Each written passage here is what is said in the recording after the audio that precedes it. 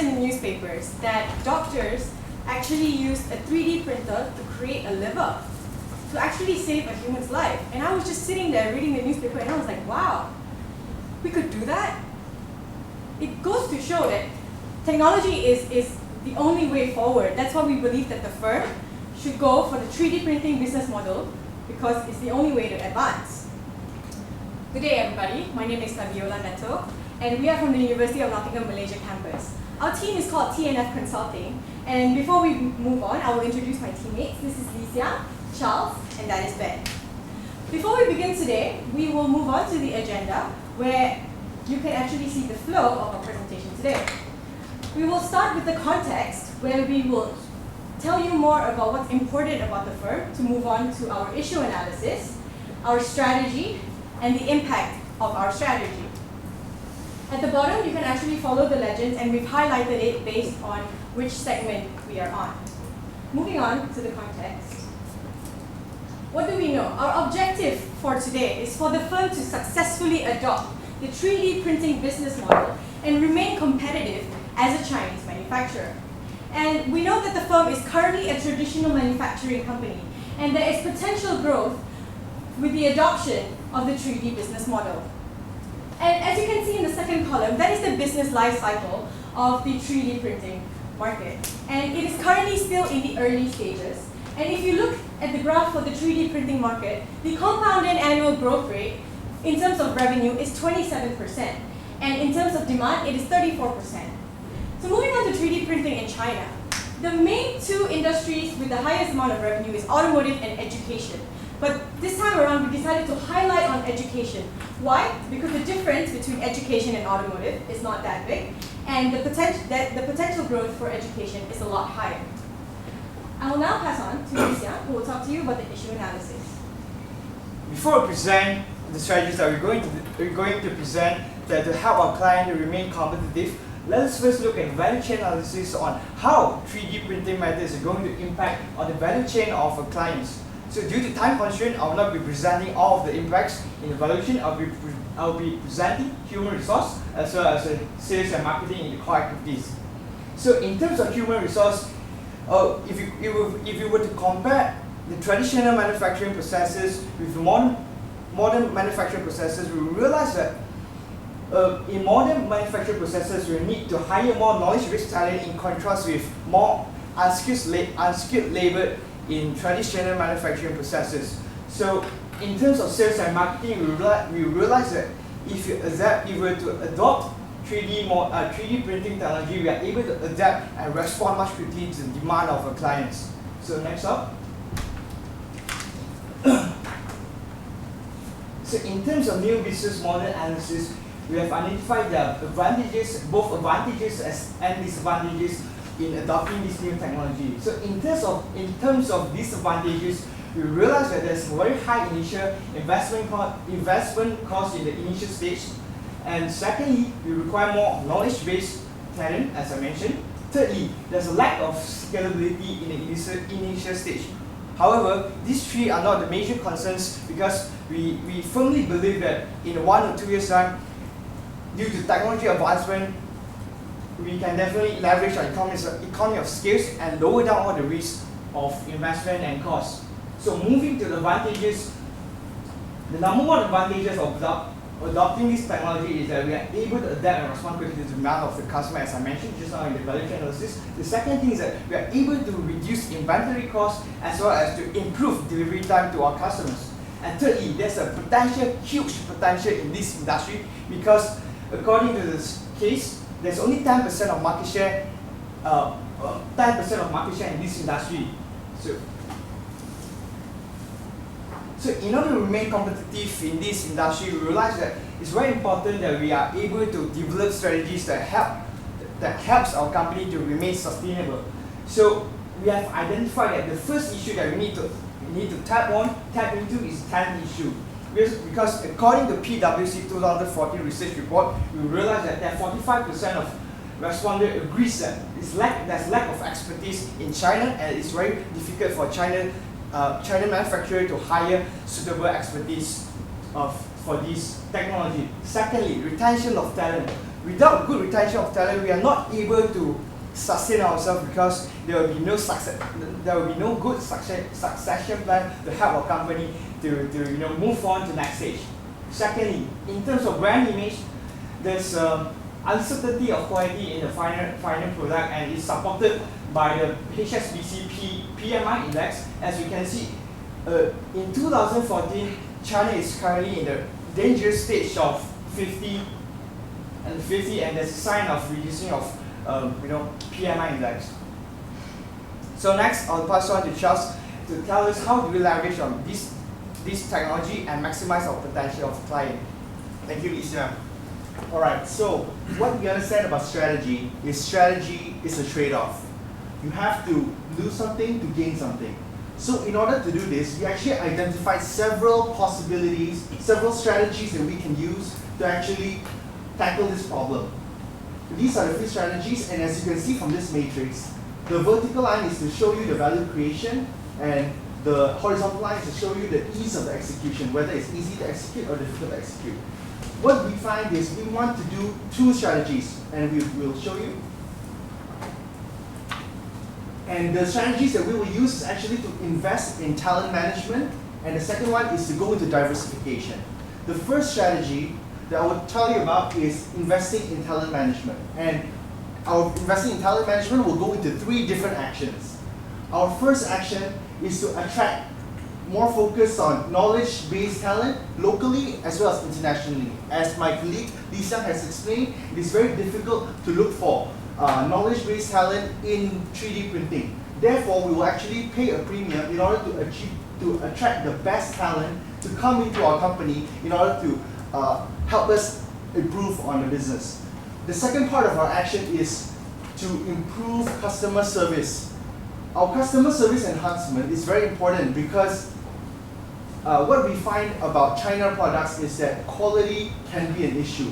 We will do this by improving our customer service through improving our after-sales service, providing extra benefits, as well as even building a loyalty program. All these customer enhancement can be shown in our Love Mark strategy, which we will explain further if you have extra time later.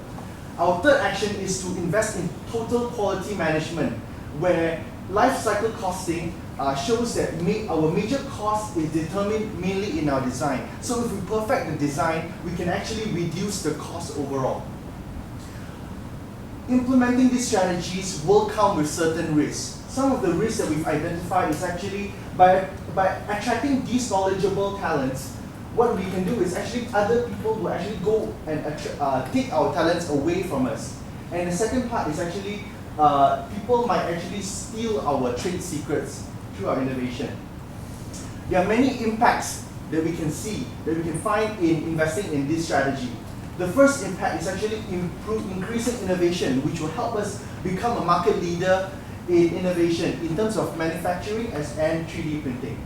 The second main impact is building consumer trust and attaining repeat customers to continue coming back to our company. And the third one is to improve efficiency as well as economies of scale. Next, my partner Ben will talk about diversification strategy. So now, our second strategy is actually to do diversification. So based on the Ansoff matrix, we already have, we are doing at the third quadrant where we don't have the market because we are going into new market of consumer in terms of export and automotive, which is a new market, and we don't have a new product. So we are getting a new product which is 3D printing products, and the new market that we are aiming for is consumer in exporting. And in education sector, because they have a 6.5 million of revenue as compared with the other sectors. So what are the actions that we can take to make this happen? First, we will partner with distributors. Due to the fact that we are a manufacturer, we cannot go direct to the end users. So we will partner with distributors by going online, which is Alibaba. We will create an account and we will make it premium so that distributors will come to us trusting us. And we can also do market expansion with this strategy to go global beyond China. And our second action is actually partnering with education sector players in order to tap into the market of education sectors which has the most potential. What are the players? In the short term, we will target in universities because they have the budget to buy teaching materials with 3D printings. And in the medium term, after creating the demand, then we will have the demand. So we will go into schools, and lastly, we will go into Ministry of Education, which is the government.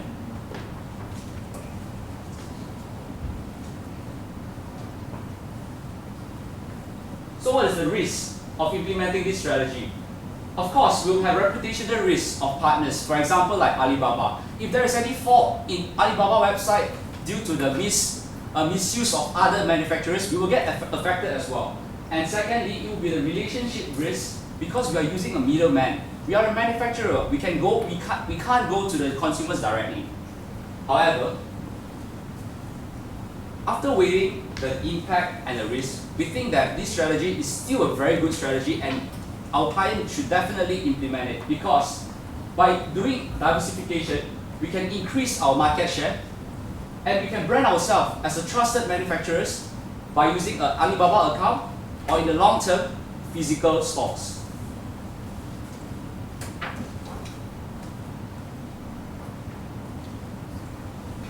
So in terms of implementation timeline for our strategies, in the short term, based on strategy 1, which is investing in talent management, we can attract knowledge-based talent in the short term, and of course, it is an ongoing action. And in the medium term, we can go into customer service enhancement once we already have the well-trained staff, and of course, total quality management can be run at the same time. And in terms of second strategy, which is diversification, partnering with distributors on Alibaba by creating an online account is easy, so we will do it in the short term. Partnering with universities will also be done in the short term. And in the medium term, we will go into local distributors formation in terms of countries once we already have the demand. And schools will be in the medium term as well. And of course, government will be in the long-term strategy, in the long-term action.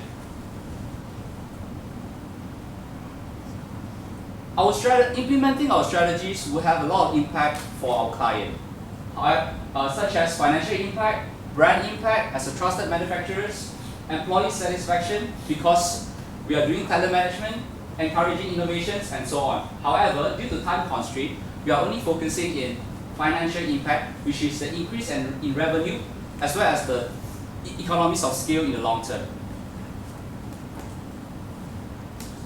We realize that we are not in control of the external environment due to the circumstances and accidents happen in the outside world, which is out of our control. So we have listed down worst case, base case, and the best case scenario. In terms of revenue, in the worst case, we will still have some revenue growth after implementing our strategies.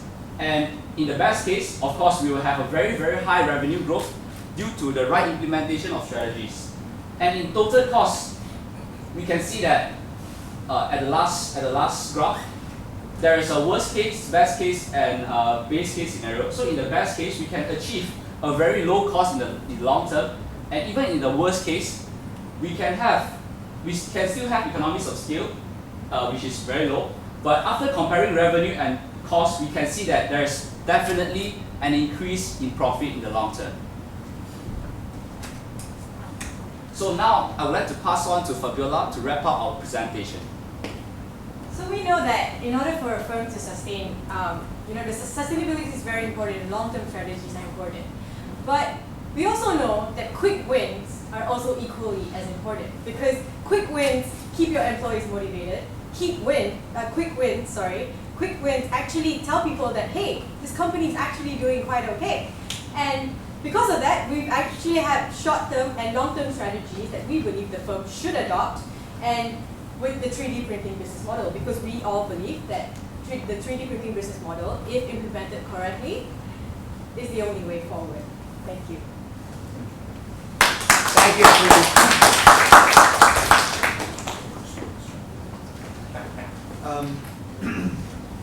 So you've focused on the education sector. If you can summarize for me, just maybe in a couple of points, what's the impact of 3D printing technology on the education sector? 3D printing business, 3D printing entrance into the industry is actually a disruption to the existing business model of the industry. I can have an example which is like zero-fee tours, which is very popular in China. So they are coming into the industry and they are disrupting the traditional tourism industry. So if you don't change, then we will get disrupted as well. So the only way for traditional manufacturers to sustain and stay and remain competitive in the market is adopting this 3D printing business, but at the same time, we are still doing what we are best at, which is the traditional printing business.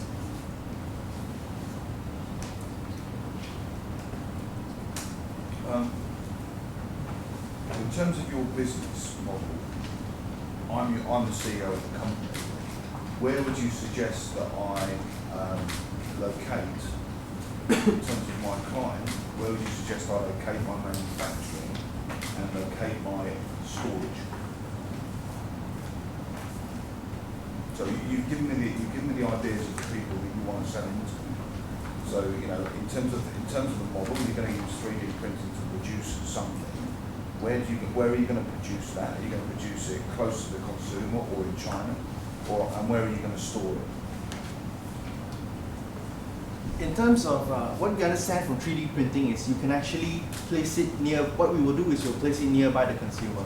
As the demand can, once you need the product, we can actually print it straight away. So we will not have to keep it in any storeroom or whatever. So we can actually put the printer near the consumers that we are targeting.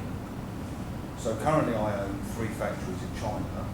What you're suggesting as your business is for me to change my business, move into something different, and essentially relocate my manufacturing capability close to my consumer. Is that right? Yes. So in terms of the Alibaba and the people through whom we're going to distribute the product, why is that important? That's very important because we are mainly a manufacturer right now, and building those printers will be a long-term strategy. But right now, at the moment, we will actually use Alibaba as intermediaries to distribute for us all our products straight to the consumers. So I understand that. The question I'm asking is why it's important to Alibaba or a website such as Amazon or whatever you might have. I don't use Alibaba. Why is it important that I manufacture close to them? Maybe I'll take this question. So, to remain competitive in the China market, it's not enough for a company to remain profitable in the long term.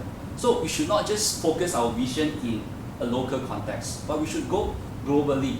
So by having an Alibaba, which is a very, very good platform for you to connect with distributors across the countries, across Asia.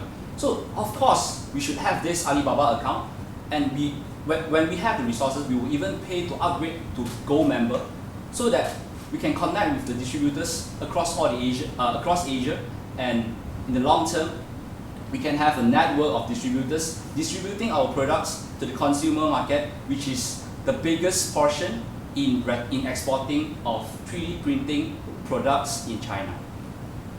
Thank you. I appreciate your analysis on the pros and cons about the 3D printing technology. But I have some difficulty to understand the association between your strategy and your client's business. So what's the assumption about your client, what they are actually manufacturing?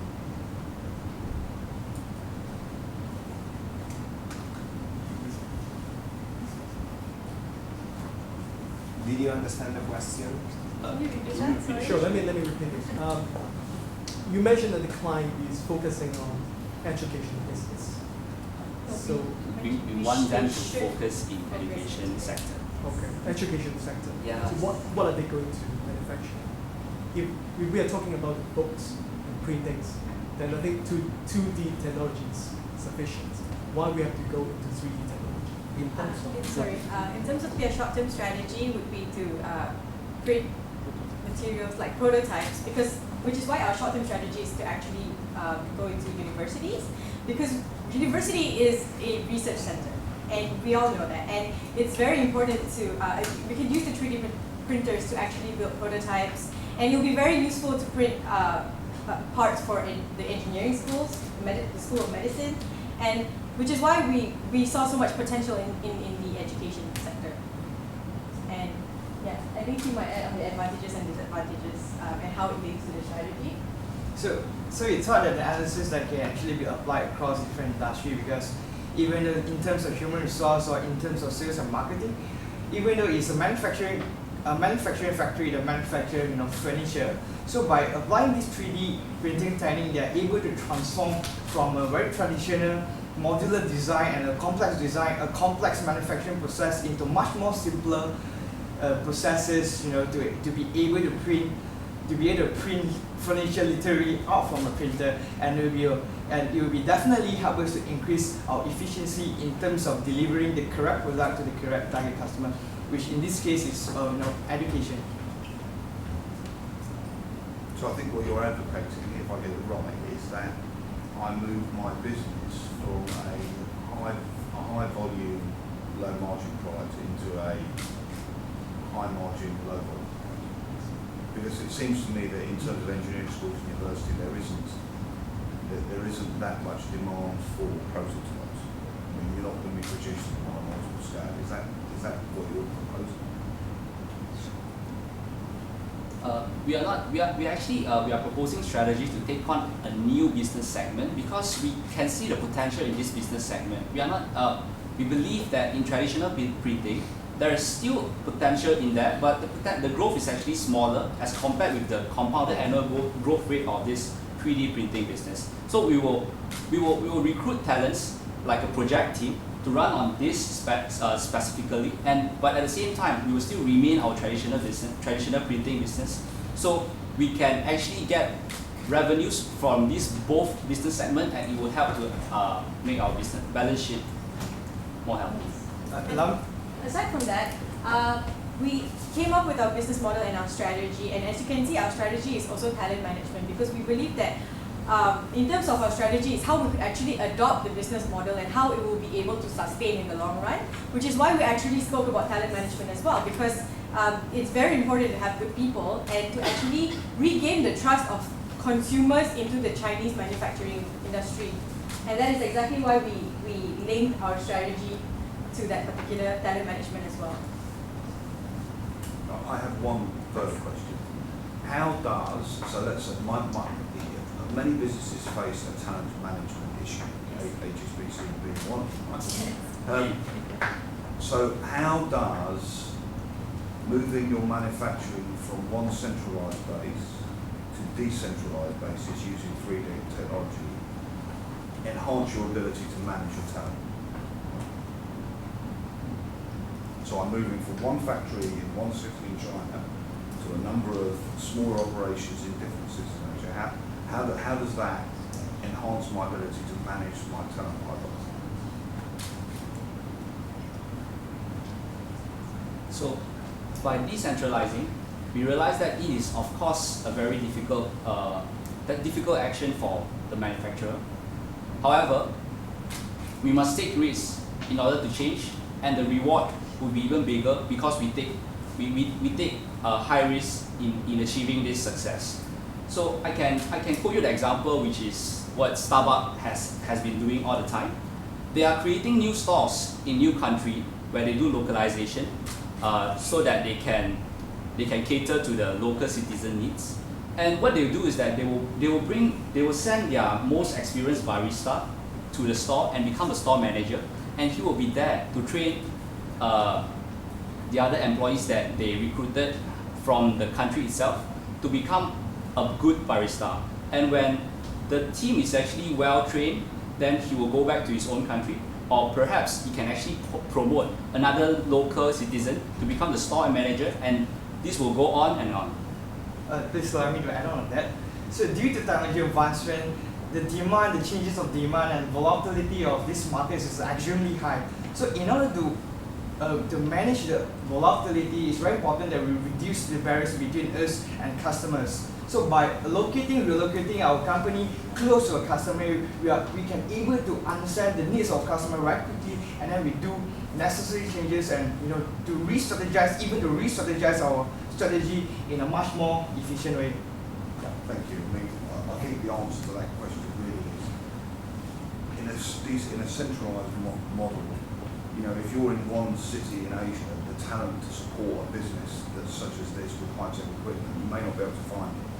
So what that does, be able to move into different cities, allows a big company or a growing company to access talent from Malaysia, talent from Sri Lanka, talent, you know, from wherever. So it broadens the pool of expertise that a business can find, because a business can't grow if you can't find the right people. Take your guesses. So thank you very much. I enjoyed all the